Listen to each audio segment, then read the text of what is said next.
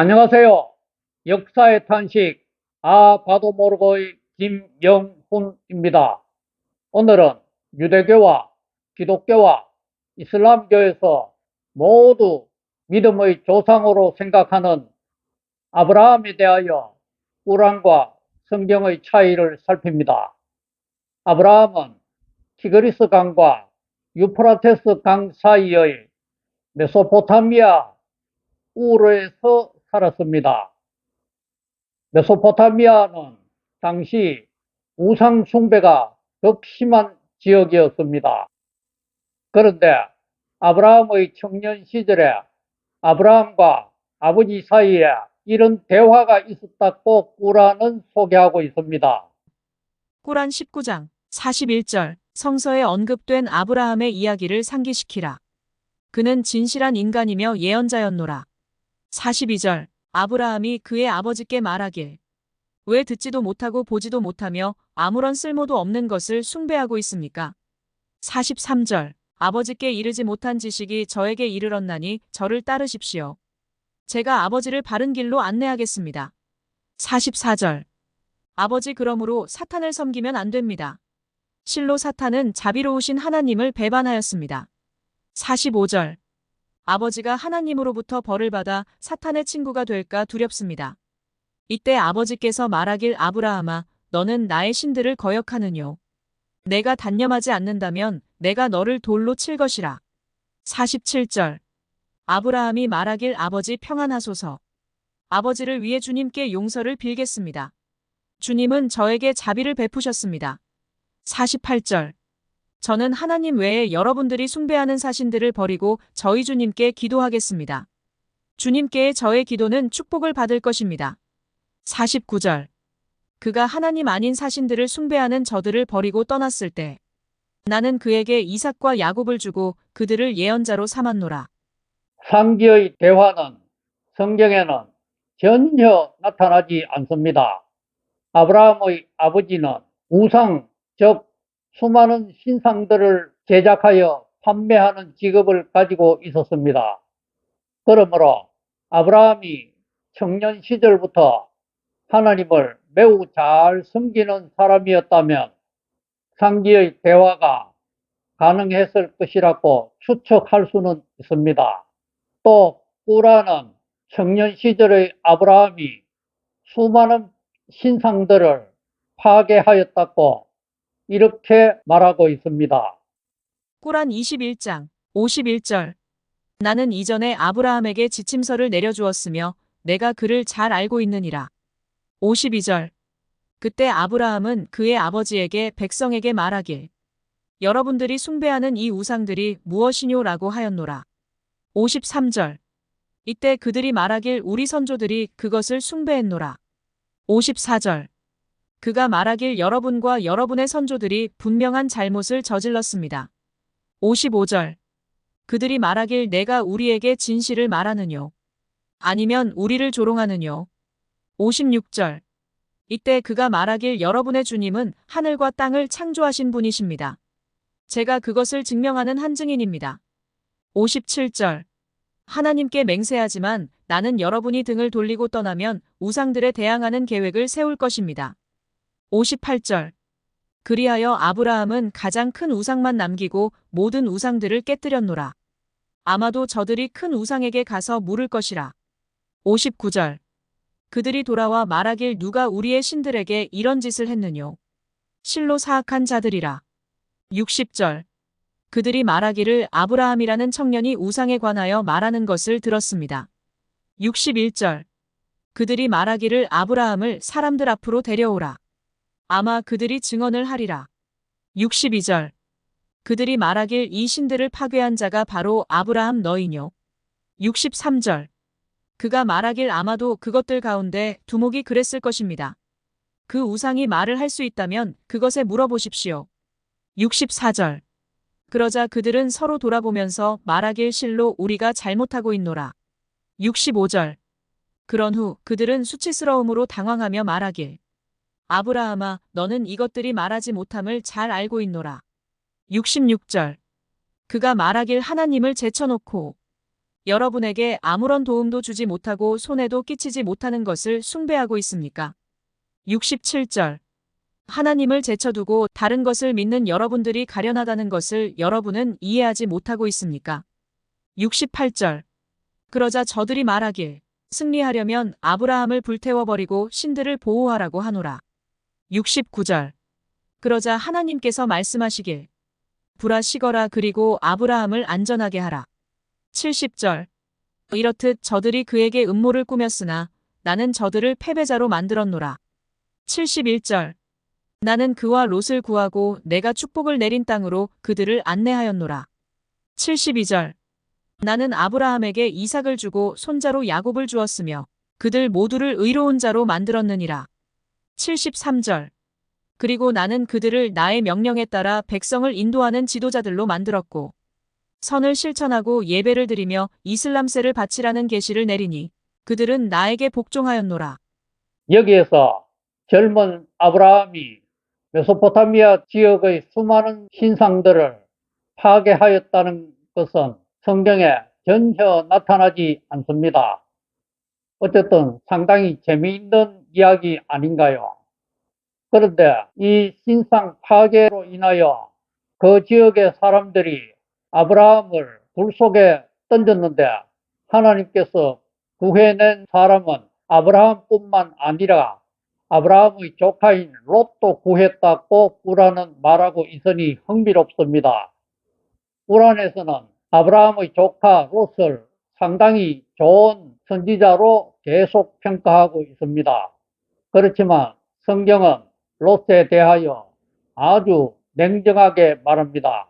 롯은 하나님을 그렇게 잘 섬기지 못하였고 인간적인 욕심으로 동성애가 판치는 소돔 땅에 기거하였다고 성경은 말하고 있습니다. 그런데 상당히 재미있는 것은 이런 아브라함에게 하나님께서 주신 아들이 이삭과 야곱이라고 성경대로 말하고 있는 것입니다. 꾸란은 아시다시피 이슬람교의 경전으로서 이슬람교에서는 이삭보다는 이스마엘을 훨씬 더 중요시하고 있습니다. 그런데 이 꾸란에서조차도 이스마엘보다도 이삭을 하나님께서 선물로 주었다고 말하고 있으니 상당히 흥미롭지 않습니까? 사실 이스마엘은 아브라함의 아내인 사라가 점점점 나이가 많아 늙었는데도 아이를 낳지 못하자 사라가 자신의 여종인 하가를 아브라함에게 첩으로 주어서 낳은 아들이었습니다. 이 이스마엘이 태어나고 난 후 14년이 지나 사라가 90세에 아들 이삭을 낳았습니다. 어쨌든 꾸란은 아브라함을 무슬림으로 표현하며 이슬람세까지 바쳤다고 말하고 있습니다. 그러나 성경은 그렇게 말하지 않습니다. 그리고 이슬람교는 아브라함이 죽은 후 약 2500년이 지나 생긴 종교인데 아브라함 당시에 이슬람세를 바쳤다고 하니 너무 이상하지 않습니까? 아브라함이 11조를 한 것은 있다고 성경은 말합니다. 그런데 하나님은 아브라함에게 아들을 제물로 바치라고 말했습니다.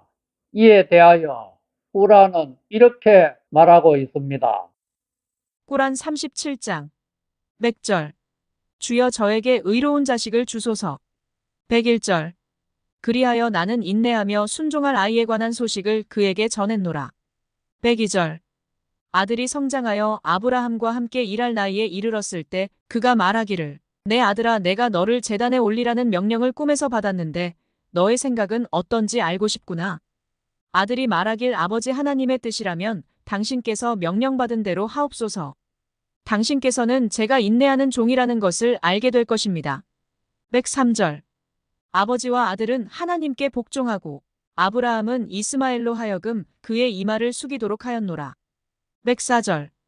그때 나는 그를 불렀노라 아브라함아. 105절. 너는 이미 그 꿈을 이행하였노라. 이와 같이 나는 선을 행하는 자에게 보상을 내리니라. 106절. 실로 이것은 분명한 하나의 시험이었나니. 107절. 나는 훌륭한 제물로 이스마엘을 대체하였노라. 108절. 나는 그에게 축복을 내려 후에 올 세대들의 기억 속에 남게 하였노라. 109절. 아브라함에게 평안이 있을 것이라. 110절. 이렇듯 나는 선을 행하는 자에게 보상을 내리니라. 111절. 참으로 그는 믿음이 강한 하나님의 종이었노라. 112절. 나는 그에게 의로운 자 중에 있을 한 예언자 이삭의 소식을 주고. 113절. 그와 그리고 이삭에게 축복을 내렸노라. 그들 후손 중에는 선을 행하는 자들도 있었고 불의를 행하는 자들도 있었노라. 여기에서 하나님이 아브라함에게 꿈속에 나타나서 아들을 바치라고 말했다고 꾸라는 말하는데 성경은 그렇게 말하지 않습니다. 하나님께서 직접 아브라함에게 말씀하신 것으로 성경은 말하고 있습니다.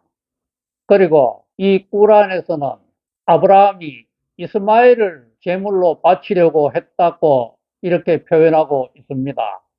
그리고 이스마엘은 제가 제물로 죽을 테니 아버지는 망설이지 마시고 저를 제물로 죽이십시오라고 말한 것으로 꾸란에서 표현하고 있습니다.